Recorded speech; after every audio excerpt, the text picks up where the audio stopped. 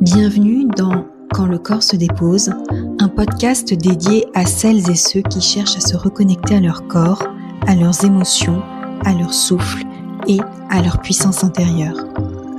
Ici, on parle du système nerveux, d'anxiété, de trauma, de corps, d'alimentation, mais surtout de ce que ça fait réellement de vivre dans un corps qui reste en alerte. Je m'appelle Gwen et à travers mon histoire, je partage mes réflexions, mes outils et des morceaux de parcours autour de la régulation du système nerveux et de la guérison intérieure. Sans promesse, sans miracle, sans injonction à aller mieux, ici on parle vrai, on parle corps, on parle cœur, juste avec plus de compréhension, de nuances et de sécurité. Bienvenue dans un espace de douceur, de transformation et de reconnexion. Bienvenue dans ton espace de sécurité intérieure. Bienvenue sur mon tout premier épisode. Aujourd'hui, j'ai envie d'évoquer avec toi la honte de ne pas se sentir guéri après avoir suivi une ou plusieurs thérapies. Pendant longtemps, j'ai cru que la prochaine thérapie serait la bonne, celle qui allait enfin régler le problème à la racine, celle après laquelle je pourrais enfin vivre normalement. Et à chaque fois, il y avait de l'espoir, puis une amélioration parfois, et ensuite le retour de certains symptômes d'angoisse, de comportement, et avec ça, une question que moi j'ai trouvée très honteuse, qui est pourquoi je ne suis toujours pas guérie. Alors, mon parcours a commencé assez tôt, à l'âge de 10 ans, j'ai débuté ma première thérapie parce que j'avais développé de l'anorexie. Depuis toute petite, j'ai vécu dans une famille qui était émotionnellement instable, ce qui a certainement provoqué de nombreux de mes symptômes. Alors mes symptômes, parlons-en, quels étaient? Le plus important, celui qui est apparu en même temps que l'anorexie, ce sont les crises de panique. Donc c'est cette fameuse attaque de panique aiguë qui se définit par une sorte de peur soudaine, une crainte, une appréhension qu'on ne comprend pas, d'une peur, d'une terreur même, une sensation qu'il va y avoir une catastrophe imminente. Pour moi, c'était soit la mort, soit vomir, et c'était extrêmement intense physiquement. Je souffrais aussi d'anxiété généralisée, c'est-à-dire une difficulté à contrôler mes préoccupations, à empêcher mes pensées inquiétantes d'interférer avec mes activités quotidiennes. J'avais de nombreuses phobies, j'en ai encore, mais parmi elles, j'avais l'obscurité, la foule, les insectes, la maladie, les vomissements. Ensuite, j'avais aussi un sentiment d'insécurité générale, j'avais toujours le sentiment d'être sur le qui-vive, d'être prête à bondir, à fuir ou à lutter s'il le fallait.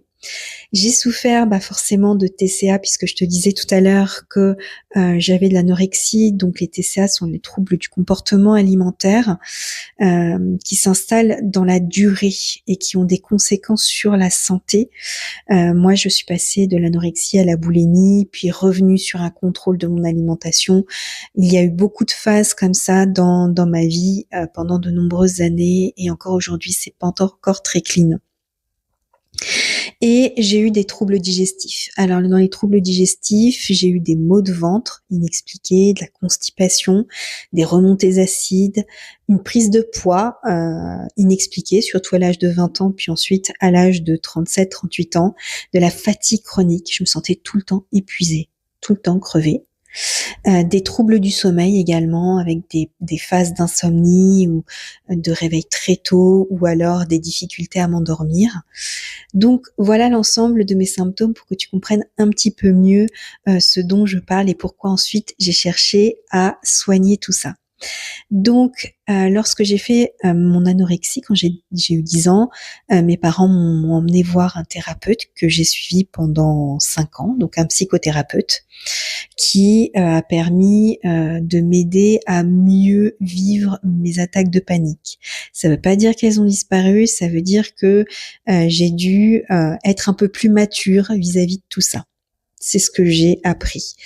Ensuite, vers l'âge de 19 ans, j'ai fait une dépression et donc là, je me suis rendue chez une psychiatre que mon médecin m'avait conseillé et qui s'est avérée une véritable catastrophe. Je l'ai suivie pendant 1 an à raison d'une séance par semaine et au bout de quelques séances, j'appréhendais d'y aller parce qu'elle était vraiment, je sais même pas comment dire. Elle s'endormait en fait pendant les séances, donc j'avais l'impression de parler à un mur, de parler dans le vide. Et le conseil le plus horrible qu'elle m'ait donné, c'était de faire des enfants. Comme ça, j'arrêterais de penser à moi-même. Donc sans commentaire. Je ne suis pas restée parce qu'évidemment, ça ne me faisait pas de bien. Et j'ai essayé une première expérience en EMDR, donc l'EMDR qui signifie Eye Movement Desensitization and Reprocessing, que l'on peut traduire par désensibilisation et retraitement par les mouvements oculaires, est une thérapie qui utilise les yeux pour essayer d'enlever la charge émotionnelle d'une situation qui a pu être inconfortable mais surtout traumatisante. Cette première expérience a vraiment échoué parce que en sortant des séances, j'étais encore plus mal avec des crises de pleurs. Je me renfermais sur moi-même, je souhaitais plus sortir, je n'arrivais plus à dormir, plus à manger. Donc au bout de quelques séances, je crois que j'ai tenu 3 mois, j'ai ensuite arrêté. J'ai laissé un petit peu le temps passer parce que ça allait mieux et une fois que mes enfants sont nés, enfin du moins mes 2 premiers, j'ai décidé quand même de trouver d'autres solutions et donc je suis passée par les huiles essentielles. Alors effectivement, ça peut aider et notamment le basilic tropical m'a beaucoup aidé pour traiter mes crises de panique. Alors quand je dis traiter, c'est surtout qu'elles vont venir les détendre au moment où on les vit. Et puis je me suis aussi tournée vers la réflexologie. Et d'ailleurs, je me suis formée à la réflexologie plantaire et énergétique chinoise. Je me disais que l'énergétique, c'était quelque chose que je n'avais pas du tout vu parce que ça permettait de libérer des tensions et rétablir l'équilibre interne. Donc je me disais, peut-être qu'à l'intérieur de moi, il y a un équilibre qui ne se fait pas correctement et que grâce à la réflexologie, ça va m'aider. Alors, ça aide sur certains points, notamment tout ce qui est tension nerveuse. Ça permet de les apaiser tout de suite, c'est-à-dire dans la phase aiguë, mais ça ne tient pas sur le long terme. J'ai ensuite testé la sophrologie, dont je me suis formée, et la sophrologie, c'est vraiment une technique douce, psychocorporelle, qui est basée sur la relation entre le corps et l'esprit, et ça m'a permis de m'ancrer surtout grâce à la respiration et des exercices doux de respiration. Donc j'ai vraiment appris que je pouvais moi-même m'aider lorsque je me sentais mal avec ma respiration. Alors attention, je mets des guillemets parce que des fois, lorsqu'on est vraiment stressé, la respiration, c'est notre dernière aide parce que ça empire les choses. Mais on va dire que dans la moitié du temps, ça peut vraiment aider, surtout la cohérence cardiaque, les respirations longues, ça aide vraiment à se détendre, à s'endormir, à s'apaiser. Une fois que j'ai testé toutes ces techniques, beaucoup de symptômes étaient toujours là, notamment les troubles digestifs, les problèmes de sommeil, l'anxiété généralisée et je voyais autour de moi tout le monde faire du sport. Et donc, je me suis mise à courir, la course à pied. Donc, la course à pied, ça a été un défouloir. Vraiment, je pense que je me suis vraiment défoulée mais je suis tombée dans le piège, c'est-à-dire que j'ai fini par courir tous les jours plus de 10 kilomètres. Et ça n'a pas été une bonne chose puisque j'ai fini par esquinter énormément mon système digestif et à m'épuiser davantage. Et je pense que je suis tombée quelque part très proche de la bigorexie, avec ce sentiment que si je faisais pas ma séance de sport, la journée allait mal se passer. Donc je partais le matin à jeun, ce qui n'était pas non plus une bonne chose à faire dans mon cas, surtout en étant une femme avec mes hormones, et je partais pour des kilomètres et des kilomètres de course à pied, quel que soit le temps. Ensuite, je me suis calmée parce que j'ai vu que ça avait de gros impacts sur ma digestion et sur mon système digestif. Et j'ai commencé à me tourner vers la méditation.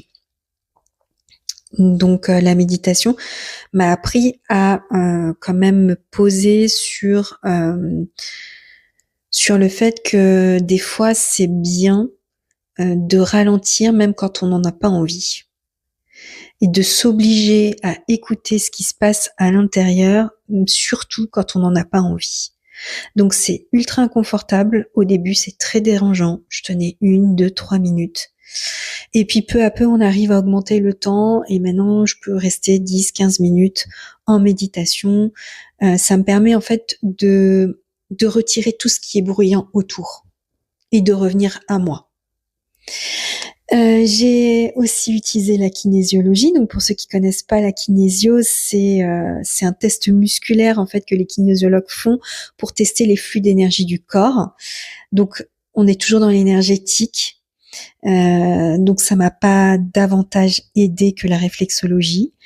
Je me suis ensuite penchée vers le soma, donc le breathwork soma, qui est une pratique qui utilise à la fois des techniques de pranayama, de méditation guidée et de visualisation sur une musique d'entraînement généralement. Une musique d'entraînement avec des ondes cérébrales, ce qui est très important. Ça permet vraiment moi ça me permet à chaque fois de faire pleurer, de faire trembler, de faire sortir ce qui est beaucoup trop coincé. Mais attention, je vais y mettre des guillemets, des fois ça peut être trop violent sur un système nerveux qui est trop dérégulé, qui est trop tendu. Ça peut être plus mauvais, surtout si on le fait seul. Mieux vaut le faire accompagné. Une fois le soma, en même temps que le soma plutôt, j'ai fait aussi du yoga, beaucoup de yoga, des heures de yoga sur mon tapis. Donc effectivement, ça étire, ça revient à soi, ça permet de faire une sorte de méditation en mouvement.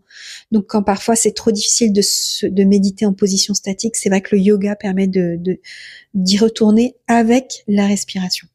Donc ça combine un peu sophro et méditation. En tout cas dans mon cas, j'ai tenté l'hypnose, mais sincèrement, à part sur le moment et les quelques jours après, j'y ai pas vu d'intérêt pour moi. Puis j'ai eu une deuxième expérience en EMDR et là qui a été beaucoup plus intéressante. Et d'ailleurs, nous avons fait 2 années quasiment de MDR avec mon thérapeute. Et là, oui, il y a eu des gros progrès et ça a permis de retirer la charge émotionnelle de nombreux souvenirs. Donc aujourd'hui, je peux en parler de ces souvenirs sans y avoir de pleurs, de tremblements ou d'attaques de panique. Et parallèlement à ces dernières pratiques, j'ai eu recours à la naturopathie, donc à un naturopathe, une naturopathe, et aussi à la médecine fonctionnelle parce que j'ai commencé à me dire, mais en fait, peut-être que tout ça, ça vient pas de ma tête et que ça vient de mon corps, parce que je vois bien qu'il fonctionne pas comme il devrait. Et donc voilà, on entend mon chat. Et donc ça m'a permis de faire des examens, de voir qu'effectivement il y avait des carences qui pouvaient expliquer certaines choses, comme la carence en magnésium, qui peut accroître la sensibilité, la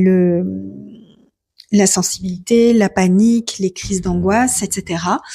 Ça m'a permis aussi de mettre en place des diètes pour mon système digestif qui était devenu poreux, perméable.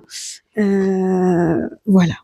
Et la toute dernière, c'est la somatic experiencing, donc je suis en plein dedans, qui est une technique psychocorporelle qui vise à la résolution naturelle du traumatisme, puisque moi j'ai un passé très traumatique.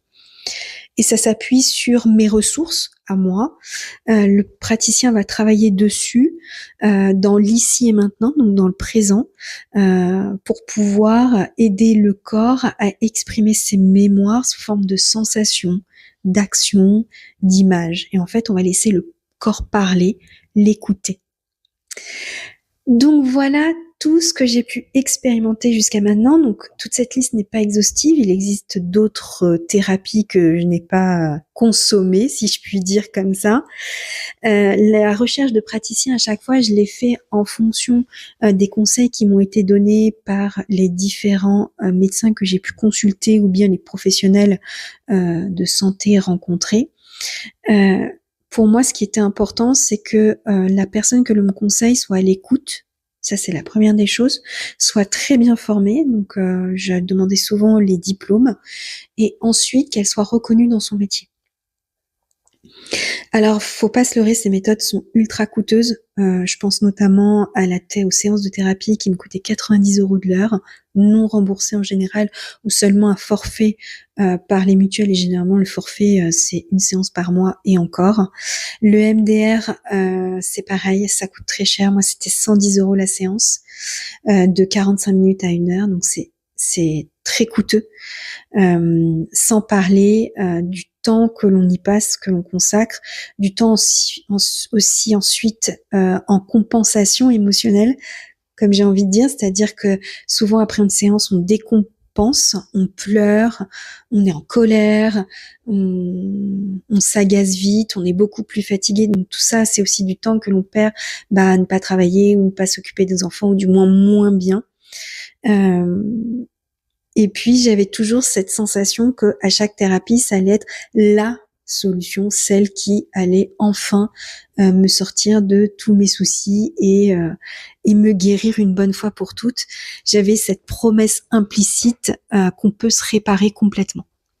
Et quand on souffre, on devient extrêmement vulnérable à l'espoir.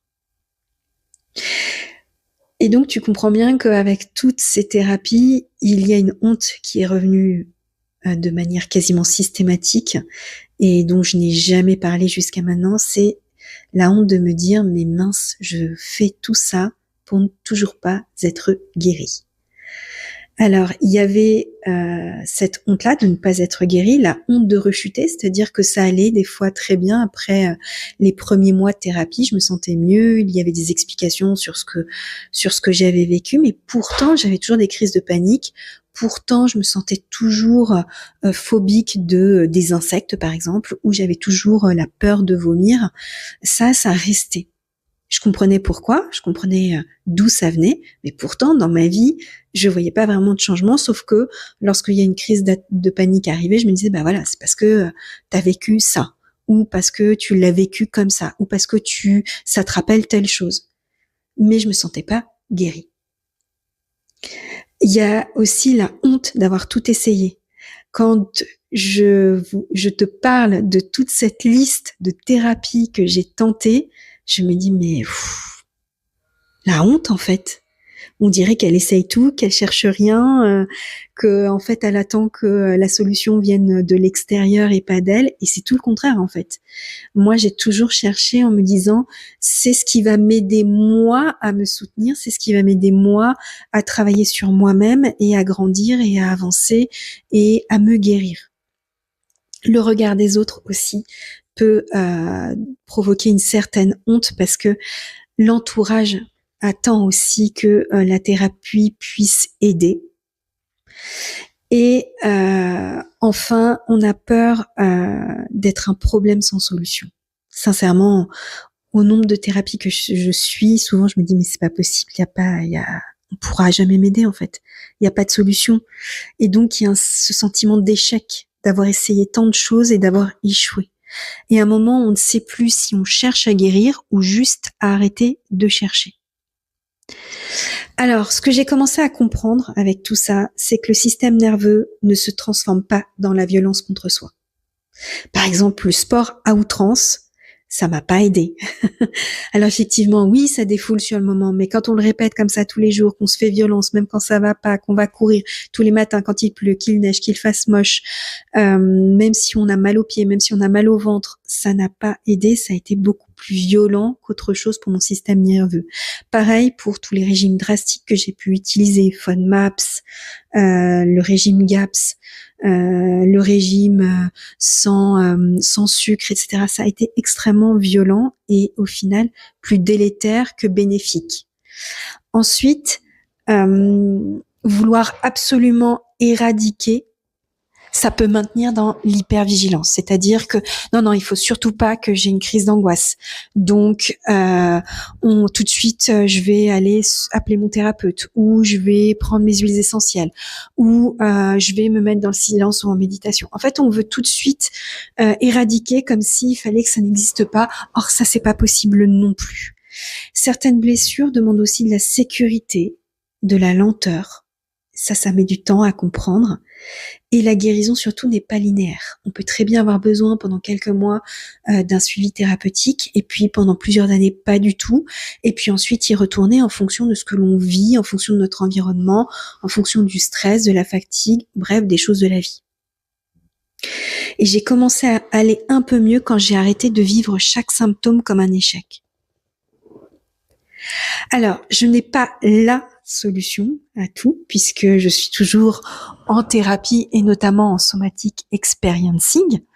Donc, je n'ai pas encore trouvé cette fameuse solution et je pense aujourd'hui que la solution n'est pas là. Mais j'ai appris à écouter davantage mon corps. Et quand je dis écouter davantage, c'est accepter ce qu'il ressent, ses douleurs, ses tensions, mais aussi son stress, ses émotions et observer les petits changements. Par exemple, aujourd'hui, j'ai extrêmement moins peur des insectes. Je sais comment les gérer, j'ai appris. Et ça, c'est un petit changement qui paraît petit, mais qui est énorme pour moi. Et c'est bien de les apprécier, de regarder un petit peu en arrière et de voir le chemin parcouru. Et l'écoute de son corps commence par les basiques. Écouter quand on a faim, quand on n'a plus faim, quand on a soif, quand on a sommeil, quand on a besoin de bouger, quand on a besoin de se reposer. Et elle n'est pas à négliger. C'est-à-dire, on se dit pas, non, mais en fait, je mangerai plus tard. Non, je me reposerai quand j'aurai des vacances. Je bougerai quand j'ai plus de travail. Non, ça ne fonctionne pas comme ça. Il faut vraiment respecter les besoins de son corps au moment T. Ensuite, j'ai appris à moins être en guéguerre à l'intérieur de moi. Donc j'ai appris à arrêter de m'auto-flageller, de me punir, d'aller toujours à l'encontre de ce qui se passe à l'intérieur de moi, de toujours vouloir tout changer ou de vouloir faire que ça n'existe pas. En fait, j'ai arrêté ça. Et j'accepte que ça puisse exister, j'accepte d'être en fait imparfaite, parce que quelque part la recherche de thérapie et de vouloir guérir, c'est aussi la recherche d'une certaine perfection quelque part, et moi j'ai essayé d'arrêter cette recherche-là. Ensuite, j'ai appris à arrêter les recherches compulsives de thérapie. C'est-à-dire qu'à chaque fois qu'une thérapie sortait ou que j'entendais une nouvelle thérapie que je connaissais pas, je me disais c'est bon, c'est celle-ci en fait, c'est celle-ci qui va me guérir. Et je fonçais un petit peu les yeux fermés dans cette nouvelle thérapie. Aujourd'hui, plus du tout. Je me renseigne beaucoup sur la thérapie en question. Je regarde les thérapeutes qui existent, je regarde ce que ça peut m'apporter, en quoi elle consiste. Est-ce que vraiment ça m'appelle en fait? Est-ce que vraiment ça me correspond? Et donc je n'y vais plus systématiquement. J'ai beaucoup plus de recul, Et ensuite, j'ai appris à avoir plus de régulation et de stabilité. Je prends le temps d'observer, de ralentir, de tester ce qui peut m'aider ou non. Et je ne néglige plus ce qui semble être de petits outils, comme je le disais précédemment. Donc les petits outils, c'est la respiration, par exemple. Juste quelques respirations pendant 1 minute, ça peut tout changer. La marche, marcher avec son animal de compagnie si on en a, ou tout seul en nature, ça fait énormément de bien. Discuter avec un ami, boire une bonne tasse de sa boisson préférée chaude, c'est excellent. Les loisirs créatifs, la lecture, l'écriture, la danse libre, bref, toutes ces petites choses sont pas rien en fait, et c'est pas inutile, et je pense qu'il est important de les caser dans son agenda quotidiennement quand on a un système nerveux dérégulé, parce que c'est ça qui va faire un peu la différence. Bon, pour conclure, peut-être que certaines personnes guériront complètement, et sincèrement c'est ce que j'espère le plus. C'est ce qu'il y a de mieux même, et que peut-être qu'une thérapie suffira pour que certains d'entre vous guérissent, et c'est tant mieux, et peut-être que d'autres apprendront surtout à vivre autrement avec elles-mêmes. Mais aucune souffrance ne mérite d'être recouverte de honte. Et je répète bien, aucune souffrance ne mérite d'être recouverte de honte. Si tu écoutes cet épisode après des années de recherche, de thérapie, de fatigue, j'aimerais simplement que tu saches que ton parcours ne dit rien de ta valeur. J'espère que cet épisode t'a plu. Si c'est le cas, n'hésite pas à commenter, à le noter, à le partager. Et je te dis à la semaine prochaine pour un nouvel épisode.